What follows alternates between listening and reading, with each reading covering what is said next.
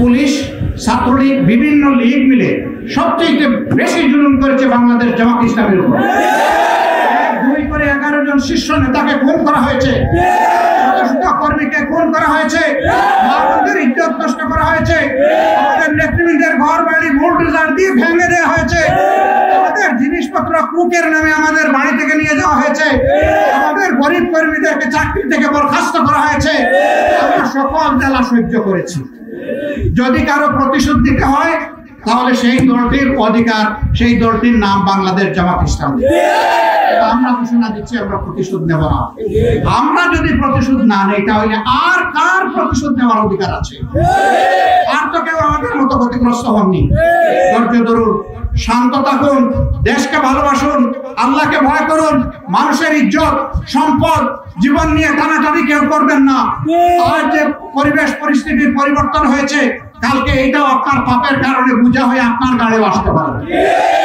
আলহামদুলিল্লাহ রাব্বিল আলামিন, والصلاة والسلام على رسوله الكريم وعلى آله وصحبه وأهل بيته أجمعين। আমার প্রাণপ্রিয় কুলাউড়া ঐতিহ্যবাহী এলাকা টিলাগড়ের সংগ্রামী জনগণ, আমি আপনাদের এক ভাই। আমাকে জামাতে ইসলামের আমির বলে এখানে পরিচয় দেওয়া হয়েছে। আমার পরিচয় হচ্ছে আমি আপনাদের মতোই এই কুলাউড়ার একজন সাধারণ নাগরিক। আপনারা কেমন আছেন সবাই? আলহামদুলিল্লাহ। অতি সম্প্রতি মনু নদীর বাঁধ ভেঙে তার 2 তীর প্লাবিত হয়েছে। এতে কুলাউড়া এবং রাজনগর থানা ক্ষতিগ্রস্ত হয়েছে।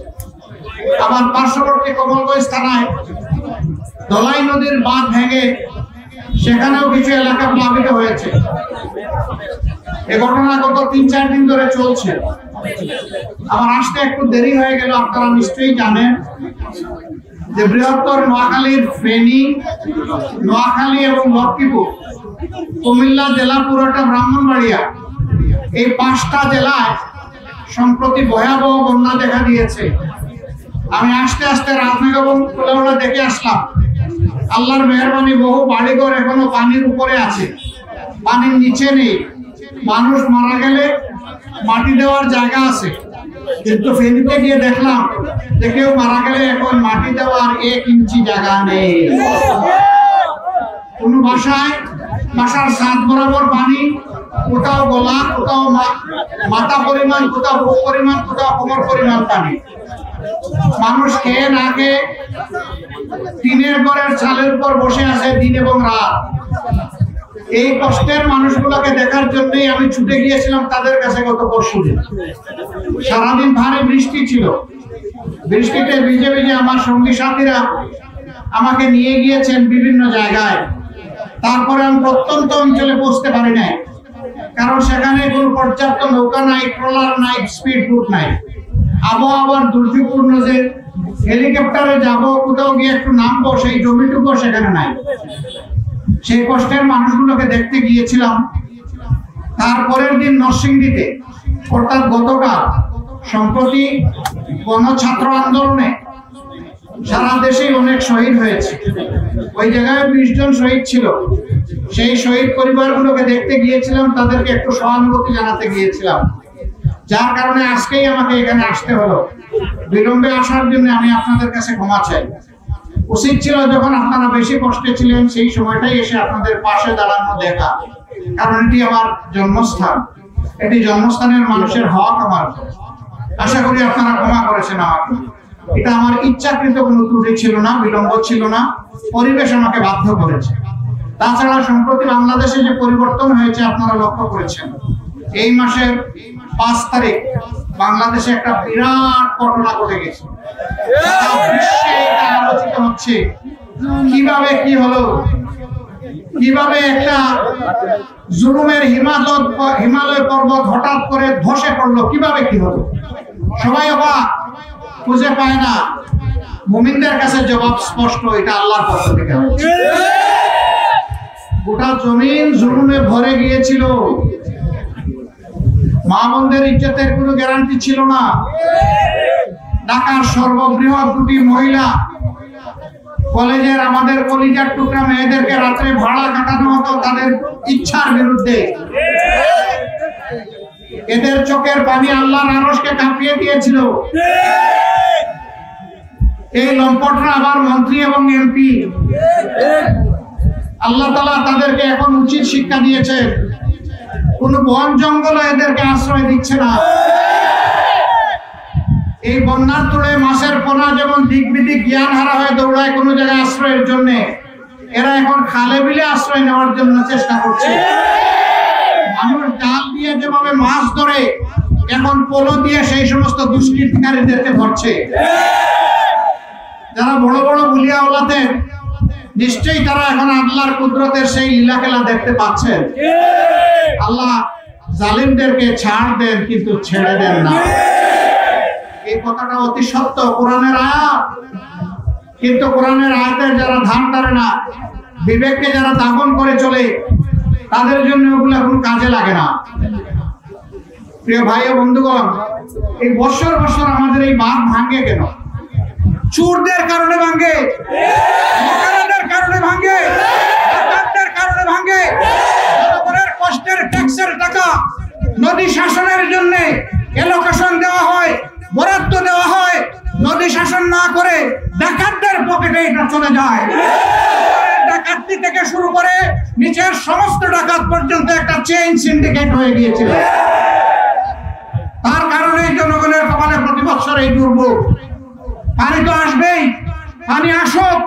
আমার নদী যদি গভীর থাকতো, যদি নদী খনন করা হতো, পাড়গুলো মজবুত করে বাঁধা হতো, সিসি ব্লক দিয়ে যদি এটাকে প্রোটেকশন দেওয়া হতো, তাহলে মানুষের কপালে এই দুর্ভোগ হতো না। এই বন্যা তো কাউকে নোটিশ দিয়ে আসে না, এটি আল্লাহর ইচ্ছা। তবে এটা ঠিক, এর পাশাপাশি আমাদের প্রতিবেশী রাষ্ট্রেরও দায় আছে। তারা আমাদের আন্তর্জাতিক নদীগুলোতে উজানে অনেক জায়গায় বাঁধ দিয়ে রেখেছে। যখন আমাদের পানির প্রয়োজন শুষ্ক মৌসুমে, তখন এক ফুটা পানি আমাদেরকে তারা দিতে চায় না।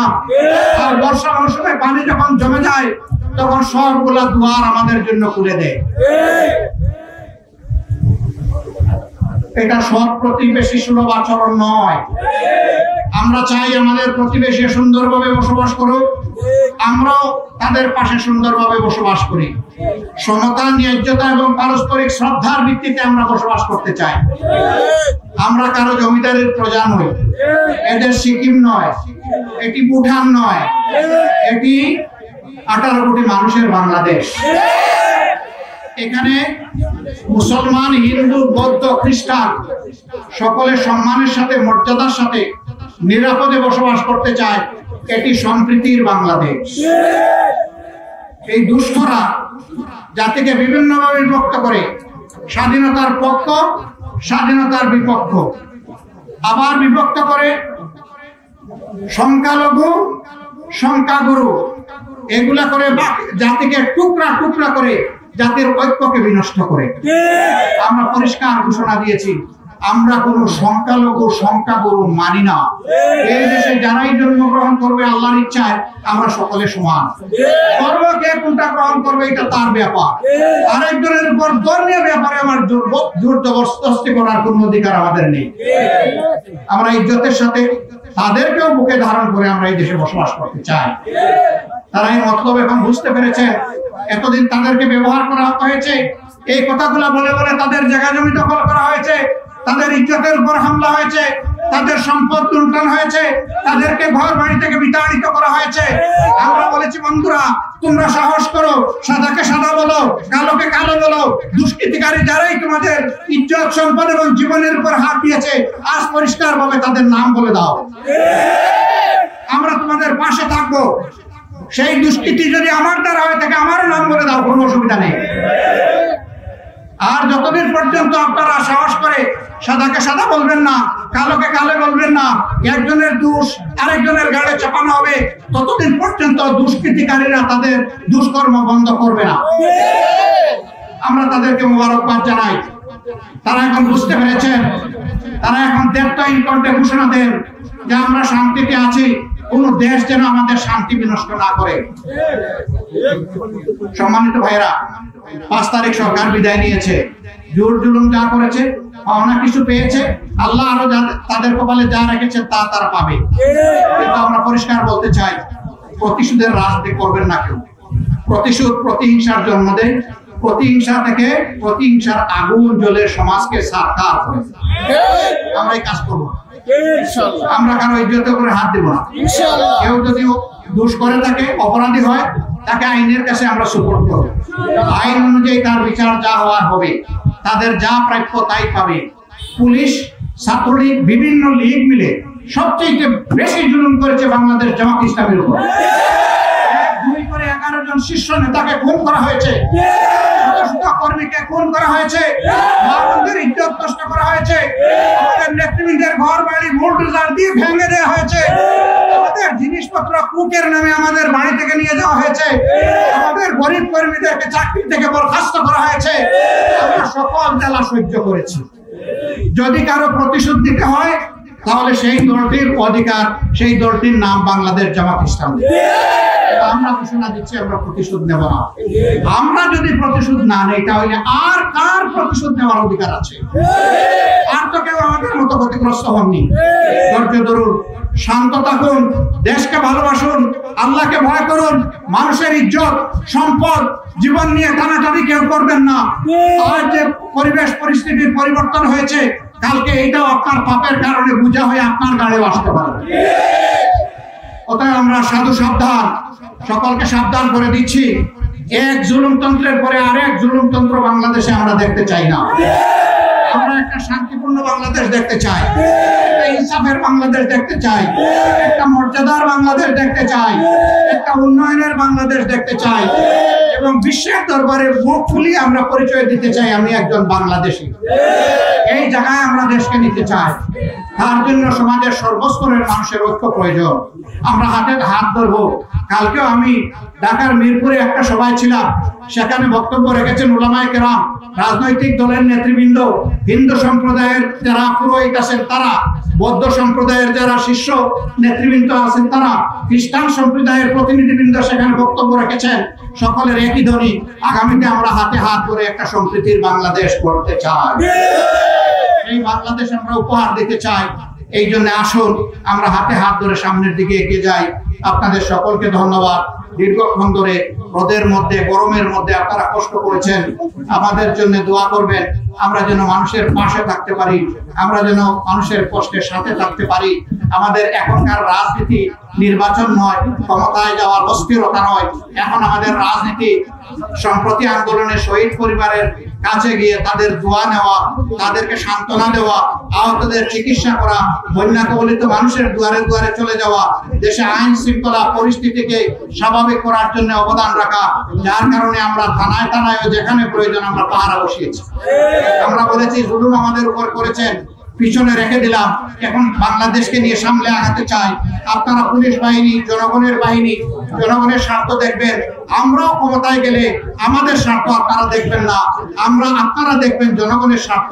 কারণ জনগণের ট্যাক্সের পয়সায় আপনার বেতন হয়, আপনার হাতের অস্ত্র কিনা হয়েছে। আপনি যে বুলেট দিয়ে আমার সন্তানদেরকে হত্যা করেছেন, সেই বুলেট এই জনগণের টাকায় কিনা হয়েছে। আপনারা করবেন না।